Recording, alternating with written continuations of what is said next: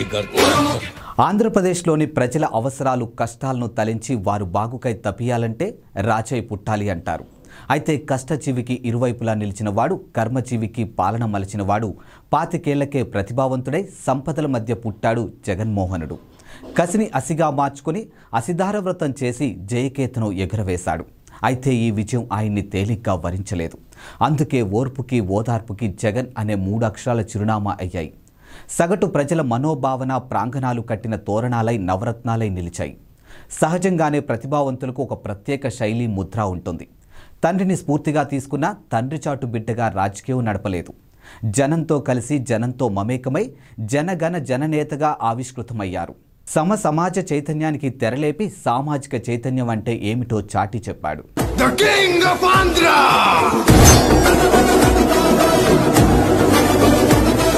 సేద్యంతో నిర్మించుకున్న ఈ ప్రజా ప్రభుత్వాన్ని కాపాడుకోవడం అందరి విధి. పరిపాలన అంటే ఆకాశ హార్మ్యాల నిర్మాణం, విదేశీ శక్తులకు ఆహ్వానం, లక్షల కోట్లు దోచేయడం అనే సంస్కృతికి వీడుకోలు చెప్పి అట్టడుగు వర్గాల సాధికారతే లక్ష్యంగా సాగిపోతున్నారు సీఎం వైఎస్ జగన్మోహన్ రెడ్డి. అయితే ఈ ప్రయాణం పూల పాన్పు కాదు. ఎన్నో అవరోధాలు, సవాళ్లు ఉన్నాయి. అయినా ఆత్మవిశ్వాసమే ఆలంబనగా సాగుతున్నారు. అయితే ఈరోజు ఆంధ్రప్రదేశ్ ముఖ్యమంత్రి వైఎస్ జగన్మోహన్ రెడ్డి పుట్టినరోజు.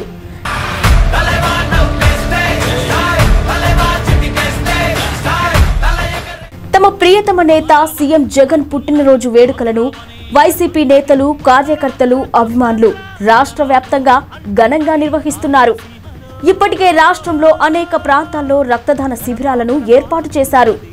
అయితే ఈ ఏడాది జగన్ పుట్టినరోజు వేడుకల్లో భాగంగా పర్యావరణ పరిరక్షణకు ప్రాధాన్యత ఇచ్చేలా అనేక కార్యక్రమాలను చేపట్టారు.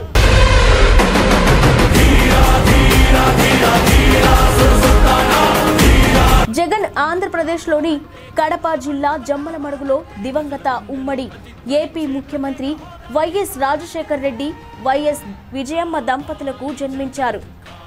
ఈయన హైదరాబాద్ సిటీ బేగంపేటలోని హైదరాబాద్ పబ్లిక్ స్కూల్లో ఇంటర్ విద్యాభ్యాసం చేశారు.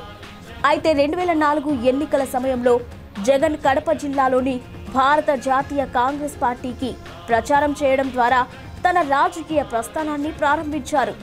ఆ విధంగానే 2009 కడపలో లోక్సభ నియోజకవర్గం నుండి కాంగ్రెస్ తరపున పార్లమెంటు సభ్యునిగా ఎన్నికయ్యారు.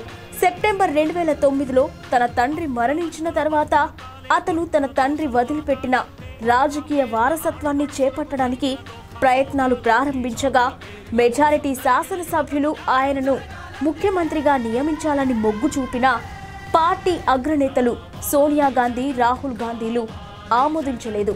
కాగా తన తండ్రి మరణించిన 6 నెలల తర్వాత అతను ముందుగా వాగ్దానం చేసినట్లుగా తన తండ్రి మరణ వార్తను విని ఆత్మహత్య, అనారోగ్యంతో బాధపడుతున్న వారి కుటుంబాలను కలుసుకోవడానికి ఓదార్పు యాత్ర ప్రారంభించారు. కాంగ్రెస్ పార్టీ కేంద్ర నాయకత్వం తన ఓదార్పు యాత్రను విరమించుకోవాలని ఆదేశించింది. ఆ ఉత్తర్వును ధిక్కరించిన అతను హైకమాండ్తో విభేదించారు. కాంగ్రెస్తో విభేదాల కారణంగా 2010 నవంబర్ 29న కడప లోక్సభ నియోజకవర్గం నుండి లోక్సభ సభ్యత్వానికి, కాంగ్రెస్ పార్టీ సభ్యత్వానికి రాజీనామా చేశారు. 2011 మార్చి 11న అతను తూర్పుగోదావరి జిల్లాలో జగ్గయ్యపేటలో వైఎస్ఆర్ కాంగ్రెస్ పార్టీని స్థాపించారు.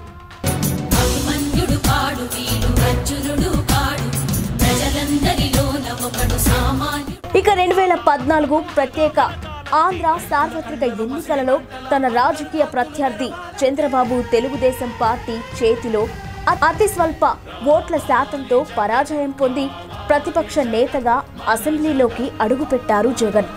అసెంబ్లీలో ప్రతిపక్ష నాయకుడిగా, వైఎస్ఆర్ కాంగ్రెస్ పార్టీ అధ్యక్షుడిగా అతను తన 3000 కిలోమీటర్ల పాదయాత్రను ప్రజా సంకల్ప యాత్ర అనే పేరుతో ప్రారంభించి 2017 నాటికి ఏపీకి రావాలి జగన్, కావాలి జగన్ అనే నినాదాన్ని రూపొందించారు.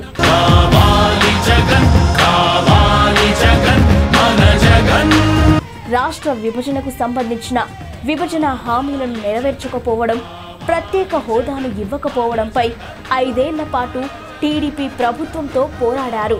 అనంతరం 2019 సార్వత్రిక ఎన్నికల్లో 175 శాసనసభ స్థానాలకు గాను వైఎస్ఆర్ కాంగ్రెస్ పార్టీ 151 స్థానాలు రికార్డు స్థాయిలో గెలిచి విభజిత ఆంధ్రప్రదేశ్ రెండో ముఖ్యమంత్రిగా వైఎస్ జగన్ ఎన్నికయ్యారు.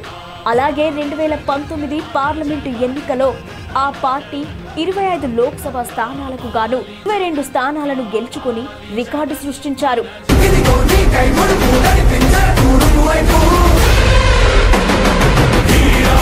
ఏపీ సీఎం జగన్ పుట్టినరోజు సందర్భంగా వైసీపీ నేతలు, కార్యకర్తలు, అభిమానులు జగన్కు వినూత్న రీతిలో శుభాకాంక్షలు తెలిపేందుకు రకరకాల ప్రయత్నాలు చేస్తూ ఉన్నారు. ఈ నేపథ్యంలోనే పేద, బడుగు, బలహీన వర్గాలకు జగన్ అండగా నిలుస్తున్నటువంటి థీమ్తో రూపొందించినటువంటి ఒక ఎలివేషన్ ఫోటో సోషల్ మీడియాలో వైరల్గాను మారింది. పిల్లలు మొదలు వృద్ధుల వరకు అందరి మధ్యలో జగన్ కూర్చొని ఉన్న ఫోటో ట్రెండ్ అవుతోంది. ఈ నేపథ్యంలోనే సీఎం జగన్ పుట్టినరోజుకు సందర్భంగా విద్యార్థులకు గిఫ్ట్లు ప్రదానం చేయనున్నారు. అల్లూరి సీతారామరాజు జిల్లా చింతపల్లిలో పర్యటించనున్నారు. 8వ తరగతి చదువుతున్నటువంటి 4,34,185 మంది విద్యార్థులకు 620 కోట్ల వ్యయంతో బైజూస్ ఫ్రీ లోడెడ్ కంటెంట్తో కూడినటువంటి ట్యాబ్లు ఉచితంగా పంపిణీ ప్రారంభించనున్నారు. ఇక చింతపల్లిలో ఈ కార్యక్రమంలో సీఎం పాల్గొంటారు.